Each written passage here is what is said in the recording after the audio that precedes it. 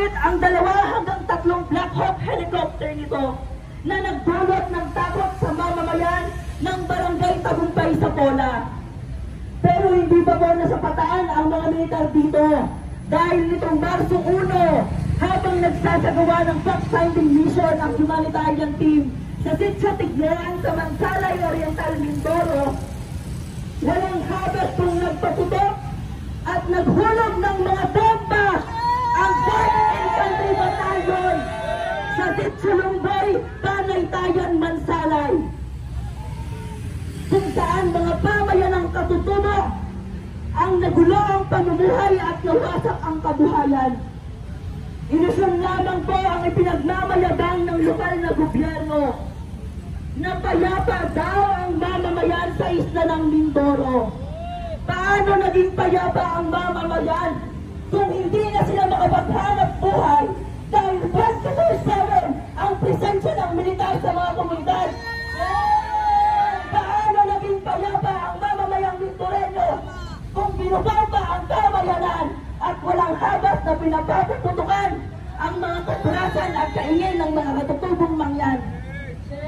At paano naging payapa ang mamamayang pinapaslang ng tikmak sa tubong mga militar dahil pinaparatang ang kasapi raw di umano ng New People's Army, katulad ng nangyari sa brutal na pagpaslang kay J.L. Maligday? Nakakabahala po ang ginagawang pangriletag at pangbabalahura sa lehitimong hangarin ng mamamayang Mindoreño. Ganun din po ang naging pattern ng Rehimen Duterte sa mga biktima ng Bloody Sunday Massacre. Niriretag, sinasampahan ng gawa-gawang kaso at pinakamasahol ay pinapatay. Mastermind dito ang huwad na NTF, LTAC at Retang US Marcos Duterte. Nasaksihan natin ang hatid ng red tagging sa mamamayan. Nakatatak na po sa kasaysayan ng pakikibago ng Timog sa Kagalugan ang matutong sinapit ng mga legal aktivista sa kamay ng basismo ng Estado.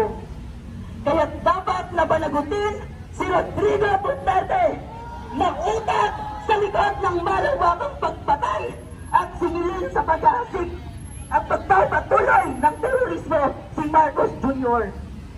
Pagbayarin ang Berdugong 4th Infantry Battalion at 203 Infantry Brigade sa pagpaslang kay J.L. Maligday. Palayasin ang mga militar sa isla ng Mindoro. Defend! Defend! Defend! Mindoro! Defend! Defend! Defend! Mindoro! Militar sa panayunan! Palayasin!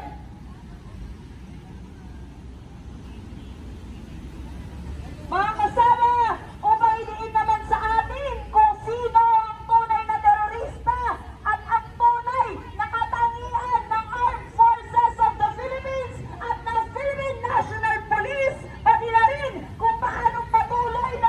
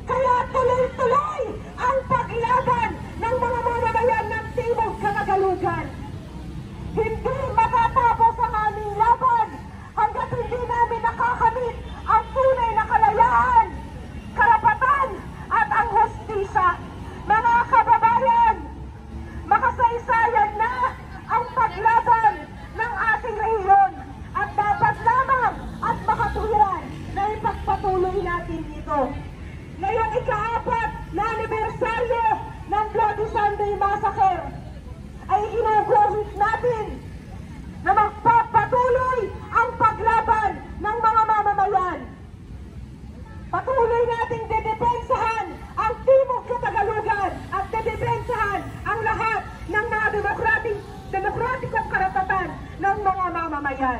Timog Katagalugan! Tuloy-tuloy ang laban! Tuloy-tuloy ang laban! Ang tao! Ang bayan! Ngayon ay lumalaban! Ngayon ay lumalaban! Hustisya para sa lahat ng biktima ng Bloody Sunday! Hustisya para sa lahat ng biktima ng pasismo ng Estado! Itutang natugo ng pasistong régimen! Singilin, pagbayarin! AFP, PNP, salot talagang salot! Kasalot-salutan! Salot talagang salot! Kasalot-salutan! AFP, PNP! Mga kasama, narinig natin kung gaano ang tunay na karakterismo ng mga teroristang militar mula sa iba't ibang sektor ng Timog Katagalugan. Narinig natin ang iba't ibang pasismo, militarisasyon sa isla ng Mindoro, sa hanay ng mga kabataan, sa hanay ng mga kababaihan. Kaya naman, upang lalo pang ilantad ang terorismo ng Estado, narito ang tagapagsalita ng anak bayan Southern Tagalog na si Carla Padilla. Inataw, lumalakas lumalawak. Anak bayan, taas kami ang pagbati po at isang mapagpalayang hapon sa ating lahat na pinapaabot mula ng anak bayan Southern Tagalog. Nandito po ngayon ang delegasyon ng Timog Katagalugan na lumuwas pa para bitbitin ang iba't ibang panawagan na kinakaharap ng ating lipunan. Kitang-kita po ang pagbubutabos sa karapatang pantao ng Timog Katagalugan kabilang ng panawagan para sa hustisya sa mga biktima ng Bloody Sunday Massacre. Narinig po natin sa mga naunang tagapagsalita na walang pa akong dawang rentagi, pagkakaso, sapilitang pagdukot, pananakot at pambubomba at pagpatay. Yan po ang nararanasan mula ng mga mamamayan mula sa Timog Katagalugan. Sa gitna po ng matinding krisis na kinakaharap ng Pilipinas, ang mga ahensya tulad ng Department of National Defense ay walang ibang ginawa kundi lumagak ng pondo sa mga mamamayan upang ipagpatupad ang isang lawak ng pasismo. Ito po ang isang manifestasyon ng isang mapanupil at kasistang Estado. Napakaraming karapatang pantao na po ang nilaban at kinapuso para pagsamantalahan tayo ng ating Estado. Isa na po sa mga sektor ng ating lipunan na pinagsasamantalahan ay ang mga manggagawa, tulad na lamang po sa nangyayari ngayon sa kumpanya ng Nexperia sa Cabuyao, Laguna, kung saan ang mga manggagawa po ay sapilitang pinagtatanggal sa trabaho at patuloy sa pambabarat na kanilang sahod. Tama po ba yun, mga kasama? Yes! Ang mga manggagawa po ngayon ay nagsasagawa ng strike at pagwawelga at ang sagot po dito ng Nexperia. At ang sagot po nila dito ay ang panggigipit at sapilitang at nagkakaroon po ngayon ng food planning kung saan tinutulan po din ng kuryente, pinatayan ng kuryente, tinutulan po ng tubig at ayun nga po hindi nakakakain ang ating mga manggagawa sa loob po ng Nexperia. At yung ganung sitwasyon po ngayon na hindi naman nabago sa atin. Kahit noon pa man ay grabe na yung panggigipit, hindi lang sa ating manggagawa, kundi sa ating mga magsasaka. Kaya sa totoo lang po, kahit ipagmayabang ng ahensya tulad ng Department of National Defense, ang pagtugtog ng insurhensya ulo ay hindi ito mawawala hanggat nasasadlak ang mga mamamayan na sa matinding kahirapan at krisis. Lalo lamang dadami ang lalahok sa armadong pakikibaka kung pasismo palaging itutugon ng bulok na estadong ito. Kasaysayan na lamang po ang nagpatunay sa panahon na pinauulan na ng pasismo at Timog Katagalugan